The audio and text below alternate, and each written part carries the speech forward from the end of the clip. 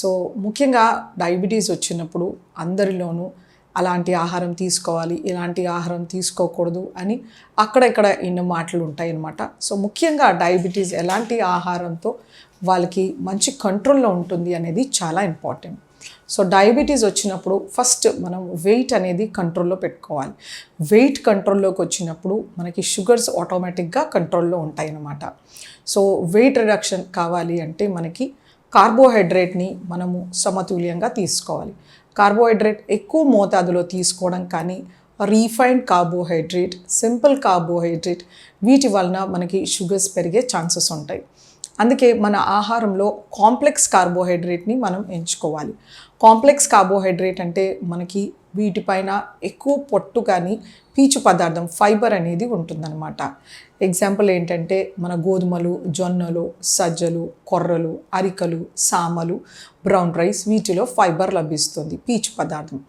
అలాగే మనకి refined carbohydrate అంటే మనము కార్న్ఫ్లవర్ కానీ మైదా వీటి అన్నింటినీ రీఫైన్డ్ అంటారు. అలాగే సింపుల్ కార్బోహైడ్రేట్కి మనము బంగాళదుంప కానీ రైస్ కానీ వీటిని సింపుల్ కార్బోహైడ్రేట్ అని చెప్పొచ్చు. సో వీటి ఇలా సింపుల్గా కార్బోహైడ్రేట్స్ తీసుకున్నప్పుడు రీఫైన్డ్ కార్బోహైడ్రేట్స్తో మన షుగర్స్ పెరుగుతాయి. సో కాంప్లెక్స్ కార్బోహైడ్రేట్ని మనం కొద్ది మోతాదులో తీసుకోవాలి. వీటిని కూడా ఎక్కువ మోతాదులో తీసుకుంటే షుగర్స్ పెరిగే ఛాన్స్ ఉంటుంది, కాకపోతే మెల్లిగా పెరుగుతుంది. అదే మనము రీఫైన్డ్ అండ్ సింపుల్ తీసుకుంటే 1 to 2 అవర్స్లో మనకి షుగర్స్ అనేవి అలా పెరిగి మళ్ళీ పడిపోతాయి అన్నమాట. అదే మనం రీఫైన్డ్ కార్బోహైడ్రేట్స్ తీసుకున్నప్పుడు సరి అయిన అమౌంట్స్లో దాంతోపాటు మంచి ఫైబర్ తీసుకుంటే మనకి 4 అవర్స్లో ఇలా పెరిగి మెల్లిగా తగ్గుతుందన్నమాట. సో అలా పీక్ అండ్ ఫాల్ అనేది మనకి ఉండదు. సో అలా బ్లడ్ షుగర్స్ ఎప్పుడే కానీ డయాబెటీస్ మెయింటైన్ చేసుకోవాలి. సో ఇలా మనము చిరుధాన్యాలు, గింజ ధాన్యాలు సరి అయిన మోతాదులో తీసుకోవాలి. అవి కూడా ఎక్కువ శాతం తీసుకోకూడదు. అలాగే పొట్టున్న పప్పు దినుసులు, తర్వాత ఆకుకూరలు, కూరగాయలు ఎక్కువ మోతాదులో మన ఆహారంలో ఉండేలాగా చూడాలి.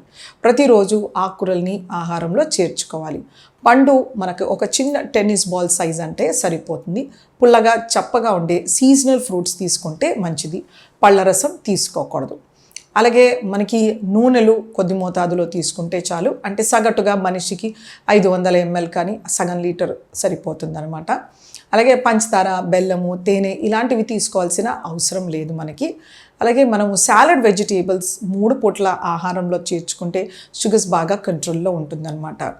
సో నాన్ వెజ్ కూడా ఫిష్ కొద్ది మోతాదులో, చికెన్ ఒక 100 grams, mutton monthly once or twice ఒక 75 grams, ఎగ్స్ వారంలో ఒక 3-4 నంబర్స్ ఇంక్లూడ్ చేసుకుంటే డయాబెటీస్ అనేది బాగా కంట్రోల్లో ఉంటుంది.